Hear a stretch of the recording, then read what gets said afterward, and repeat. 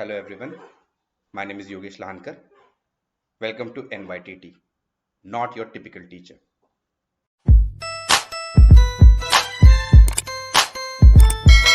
इस चैनल पे हम आज से 12th की हिस्ट्री की टेक्स्ट बुक की पढ़ाई करेंगे। तो ऑब्वियसली हम स्टार्ट करेंगे थीम 1 से, लेकिन उसके पहले मैं आपको ये बता दूं कि मैंने ये चैनल चालू क्यों किया। See I have been a teacher since last couple of years now, और एक बात जो मुझे हमेशा से लगती रही है वो ये है कि क्लासरूम टीचिंग में टाइम कंस्ट्रेंट बड़ा ज़्यादा आ जाता है, बिकॉज ऑफ विच टीचर कई बार जो अंडरलाइंग थीरीज एंड कॉन्सेप्ट्स जो होते हैं वो बच्चों को ठीक तरह से नहीं पढ़ा पाते। तो ये प्रॉब्लम मेरे साथ भी बहुत बार हो रही थी कि मैं कॉन्सेप्ट्स और थीरीज के ऊपर ज़्यादा स्ट्रेस नहीं कर पा रहा था। तो उसी के चलते मैंने ये चैनल की शुरुआत करी है, जिसमें हम लोग अब theme 1 bricks beads and bones से शुरुआत करेंगे। तो इसका एक अंडरलाइन टाइटल भी दिया है उन्होंने, जो है द हड़प्पन सिविलाइजेशन। सो ये काफ़ी इंटरेक्टिव क्लास होने वाली है, जिसमें हम लोग we are going to have some question answer rounds as well. तो अगर इसमें कुछ क्वेश्चन पूछा जाए तो आप एक काम कीजिएगा, अगर आपको लगता है कि आपको इसका जवाब आता है तो आप उसको मन में ही ये करके आप उसको कमेंट में लिख सकते हैं, or otherwise you can pause the video and think about it, because there are certain questions which are value based. There are certain definitions and all which you would have to think about. So उसके लिए आप काफी मतलब time भी ले सकते हैं, जिसके लिए आपको वीडियो कई बार पॉज भी करनी पड़ेगी। ठीक है, तो चलिए शुरुआत करते हैं। Theme 1 bricks beads and bones the Harappan civilisation. तो सबसे पहले जब हम ये नाम सुनते हैं द हड़प्पन सिविलाइजेशन, तो हमें ये सवाल आना चाहिए कि क्यों हड़प्पन सिविलाइजेशन ही क्यों बोल रहे हैं हम। इंडस वैली सिविलाइजेशन या हड़प्पन कल्चर ये हम लोग क्यों नहीं बोल रहे हैं। तो यहाँ पे एक इनहेरेंट क्वेश्चन आ जाता है कि which one is a better name, Indus Valley civilisation जो कि हम बचपन से सुनते आ रहे हैं, हड़प्पन कल्चर या हड़प्पन सिविलाइजेशन। तो इनमें से मैं आपको आंसर बता देता हूं, अगर आपको पता है तो वेरी गुड, बट मैं आपको आंसर बता देता हूं। इनमें से सबसे अच्छा जो नेम है तो वो है Harappan civilisation. Now, Indus Valley Civilization and Harappan Civilization, they both have their own problems. Indus Valley Civilization essentially means that particular civilization which was restricted to Indus Valley. जो सिंधु नदी की जो वैली थी उसमें अगर restricted रहेंगे तब उसको हम इंडस वैली सिविलाइजेशन कह सकते हैं। लेकिन हमें ये पता है कि ये जो सिविलाइजेशन है हड़प्पन सिविलाइजेशन, ये सिविलाइजेशन इंडस वैली के बहुत आगे तक बढ़ चुकी थी, मतलब बहुत बाहर तक थी। अगर हम दैमाबाद जैसी साइट की बात करेंगे जो महाराष्ट्र में पाई जाती है, या फिर आलमगीरपुर की बात करेंगे जो कि यूपी में पाई जाती है, तो ये दोनों के दोनों साइट्स इंडस वैली से काफी दूर है। तो इंडस रिवर की जो वैली है उससे काफी दूर है। तो इसकी वजह से Indus Valley civilisation is not a good name. आगे आ जाते हैं हड़प्पन कल्चर पे। तो कल्चर क्या होता है ये इसी पेज पे उन्होंने ये एक्स्ट्रा इंफॉर्मेशन वाले बॉक्स में दे रखा है। तो let us understand what is culture. तो archaeologist use the term culture for a group of objects distinctive in style that are usually found together within a specific geographical area and period of time. तो ये उन्होंने दिया है definition of culture.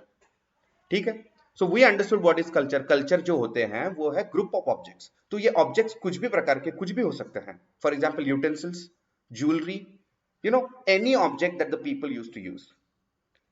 वो कैसे होने चाहिए, वो डिस्टिंक्टिव इन स्टाइल होने चाहिए, और वो एक स्पेसिफिक ज्योग्राफिकल एरिया में हमें मिलने चाहिए, और वो एक स्पेसिफिक पीरियड को बिलोंग करने चाहिए। These are some of the prerequisites to call one particular thing as culture, right?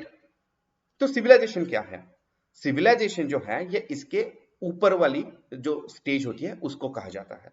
तो there is an inherent difference between these two terminologies, culture and civilisation. So what is the meaning of civilisation? Culture तो हमने देख लिया, civilisation का meaning क्या है? Civilisation simply means the highest and the most advance point a culture could ever reach, which means Harappan culture exist करता था और वो काफी डेवलप हो गया बाद में, जिसकी वजह से उसको सिविलाइजेशन का दर्जा प्राप्त हुआ। Harappan culture used to exist and it developed to such a point, such a level that it can now be categorised as civilisation. उसके बाद obviously it tumble down, it obviously fell into ruins. वो हम लोग बाद में देखने ही वाले हैं। But here we understood that there is an inherent difference between culture and civilisation, जिसकी वजह से हड़प्पन कल्चर और हड़प्पन सिविलाइजेशन, इन दो टर्मिनोलॉजीज में Harappan civilisation is a better terminology. ये हमने जान लिया। ठीक है, आगे चलते हैं। तो आपकी जो टेक्स्ट बुक की जो शुरुआत होती है ना, वो हड़प्पन सील के साथ ही होती है। नाउ लगभग हर एक को पता होगा कि what Harappan seals are. We are going to study about them in detail in the next part, but to be exact and to be precise and to be उनको अगर हम लोग डिफाइन करने की कोशिश करें तो ये एक पत्थर के टुकड़ों के ऊपर कार्विंग की जाती थी, जिस तरह से यहाँ पे आपको दिखाई दे रहा है। ये जो है ये एक हड़प्पन सील है, ठीक है। और ये जो सील्स होते थे वो स्टेटाइट नाम के एक पत्थर से बने होते थे। अब ये स्टेटाइट नाम का जो पत्थर है उसी को क्यों यूज किया मतलब करते थे, क्योंकि अगर हम लोग सोर्स 1 पढ़ेंगे जो कि यहाँ पे है पेज नंबर 3 पे, तो आपको पता चलेगा कि जब हम लोग सैडल क्वर्न्स के बारे में बात करेंगे तब वो जो है वो इग्नियस रॉक या सैंडस्टोन या फिर किसी भी ऐसे हार्ड स्टोन से बने हुए हैं, ठीक है। तो वही स्टोन यूज करके वो सील्स क्यों नहीं बनाते। देखिए बात ये है कि सील्स बनाने के लिए पत्थर थोड़ा मुलायम होना जरूरी है। It needs to be a soft stone so that intricate designs can be made. अगर आपको काफी बारीक नक्काशी करनी है तो स्टोन जो है सॉफ्ट होना चाहिए, और स्टेटाइट उसी प्रकार का स्टोन है जो काफी सॉफ्ट होता है, जिसकी वजह से हड़प्पन सील्स जो हैं वो स्टेटाइट के बने होते थे। आगे चल के हमें यह भी पता चलेगा कि ये जो सील्स होते हैं वो सिर्फ हड़प्पन सिविलाइजेशन में ही नहीं तो बाकी और भी अलग अलग सिविलाइजेशंस पे हमें पाए जाते हैं। नेक्स्ट पार्ट है उनकी स्क्रिप्ट के बारे में। इंट्रोडक्शन में स्क्रिप्ट के बारे में बताया गया है जो कि अनडिसाइफर्ड है। What is the meaning of undeciphered script? It simply means that we still can not read the script. तो अगर आपको एग्जाम में क्वेश्चन आता है जहां पे ये पूछा जाए कि do we get literary sources for Harappan civilisation, your answer is yes, we do get literary sources. ये जो सील जो हम देख रहे हैं अभी स्क्रीन के ऊपर, उसके ऊपर ये जो पिक्टोग्राफी जो है ना, ये स्क्रिप्ट ही तो है उनकी, ये लिटरेरी सोर्स ही तो है। The problem is that we can not read it, it is still not deciphered. और इसी से आपके 3 डिस्टिंक्टिव टाइप्स ऑफ हिस्ट्री जो है ये कॉन्सेप्ट आती है इसमें। तो ये जो कॉन्सेप्ट है इसको समझने के लिए हमें ये पता रहना चाहिए कि what are the 3 different distinctive types of history. So first is pre history, second is proto history and third is history, ठीक है। ये 3 डिस्टिंक्टिव टाइप्स है। तो इसका मतलब क्या होता है? अब अगर आप यहाँ पे वीडियो पॉज करके इसका मतलब ढूंढने की कोशिश कीजिएगा तो specially the last terminology history, what do you understand by history, what do you mean by history, what is the definition of history. तो बहुत सारे डेफिनेशंस आपको 100% मिलेंगे, लेकिन यहाँ पे जब हम लोग 3 डिस्टिंक्टिव टाइप्स ऑफ हिस्ट्री के बारे में बात करते हैं तब हिस्ट्री जो है वो टाइप हो जाती है जहां पे लिटरेरी सोर्स अवेलेबल है और जो हम पढ़ भी सकते हैं।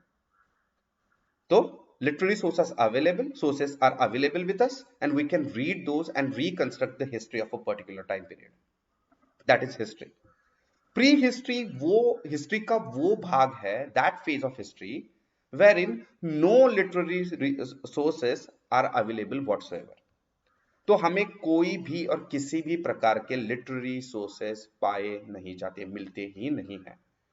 फॉर एग्जाम्पल अगर हम पैलियोलिथिक एज की बात करें, मेसोलिथिक एज की बात करें या न्यूलिथिक एज की बात करें, तो इन दौरान जो मनुष्य था वो काफी मतलब प्रिमिटिव टाइप की लाइफ जी रहा था, hunting gathering type of life he was living, because of which वहां पे तब कोई पढ़ना लिखना तो जानता नहीं था। तो इसकी वजह से हमें वो जो हिस्ट्री है वो सिर्फ और सिर्फ उनके आर्कियोलॉजिकल फाइंड्स के ऊपर या आर्कियोलॉजिकल एविडेंसेस के ऊपर बनानी पड़ती है। इसके लगभग बीचों बीच आती है प्रोटो हिस्ट्री, और हड़प्पन सिविलाइजेशन आती है प्रोटो हिस्ट्री में। अब प्रोटो हिस्ट्री वो हिस्ट्री है जहां पे हमें रिटन सोर्सेस तो मिलते हैं, लिटरेरी सोर्सेस तो मिलते हैं, लेकिन हम उन्हें डिसाइफर नहीं कर पाए, तो इसको कहते हैं प्रोटो हिस्ट्री। अब यहां पे एक छोटा सा ऑब्जर्वेशन ये आ जाता है कि देखिए मान लीजिए आज हड़प्पन प्रोटो हिस्ट्री में है, मानने की बात नहीं है, ये तो है। तो क्या ये कल हिस्ट्री में चली जा सकती है? Yes, obviously. अगर किसी ने हड़प्पन स्क्रिप्ट को डिसाइफर कर लिया, इसका मीनिंग पता चल गया किसी को, तो ये प्रोटो हिस्ट्री से उठा के हिस्ट्री में रख दी जाएगी। यही बात हुई थी अशोकन एरा के बारे में। तो जो अशोक मौर्य जो थे, उनका जो एरा है, इसके बारे में यही बात हुई थी। देखिए, एक जेम्स प्रिंसेप करके एक इंस्क्रिप्शन या एपिग्राफिस्ट थे, जो इंस्क्रिप्शन के बारे में पढ़ाई करते थे। तो उन्होंने अशोकन टाइम की ब्राह्मी स्क्रिप्ट जो है वो डिसाइफर करी। तब तक वो ब्राह्मी स्क्रिप्ट डिसाइफर ना होने के कारण जो मौर्यन एज था या मौर्यन पीरियड था इंडियन हिस्ट्री का, वो प्रोटो हिस्ट्री में आता था। लेकिन जब जैसे ही वो ब्राह्मी स्क्रिप्ट डिसाइफर कर दी गई जेम्स प्रिंसेप के द्वारा 1838 में, वैसे ही उसको प्रोटो हिस्ट्री से निकाल के हिस्ट्री में शामिल किया गया। So these are the differences between pre history, proto history and history. ठीक है, तो हमें इससे ये भी बात पता चलती है कि अगर हमें किसी एज की या किसी पीरियड की, किसी एरा की अगर हिस्ट्री पढ़नी है, तो हमें दो मुख्य प्रकार के एविडेंसेस मिलते हैं। फर्स्ट इज आर्कियोलॉजिकल एविडेंस और दूसरा है लिटरेरी एविडेंस। हम लोग जब आगे अलग थीम पढ़ेंगे तब हमें यह पता चलेगा कि उसके बारे में ज्यादा आर्कियोलॉजिकल सोर्सेस हमारे पास मौजूद नहीं है, लेकिन उसके बारे में हमारे पास बहुत ज्यादा लिटरेरी सोर्सेस अवेलेबल है। तो इंडियन हिस्ट्री ऐसे मतलब देखा जाए तो मतलब काफी कॉम्प्लिकेटेड है। ठीक है, तो हमने ये समझ लिया कि हड़प्पन सील क्या होते हैं, three distinctive type of history क्या होती है, what is the difference between Indus Valley civilization, Harappan culture and Harappan civilization, and why Harappan civilization is a better name, ये भी हमने जान लिया। What are the two different types of evidences that historians get which they use to construct history, ये भी हमने जान लिए। और three distinctive types of history भी हमने जान लिए। ठीक है, इसके अलावा हमने ये भी जाना कि what is the difference between culture and civilisation, और हमने ये समझ लिया कि सिविलाइजेशन जो होती है वो अपर स्टेज मानी जाती है कल्चर की। ठीक है, इसमें एक बात जो मुझे और भी एक बतानी थी वो ये है कि बहुत बार ये हो जाता है कि many a times in history textbooks you will come across Harappan culture ऐसे करके आपको बहुत बार ये मिल जाएगा। तो इसका मतलब ये नहीं होता कि हर बार जब ऑथर लिखता है बुक तो वो हर बार उसको सिविलाइजेशन ही पुकारे। देखिए, ये फ्लेक्सिबल टर्मिनोलॉजीज के मतलब इसके ऊपर काम आती है।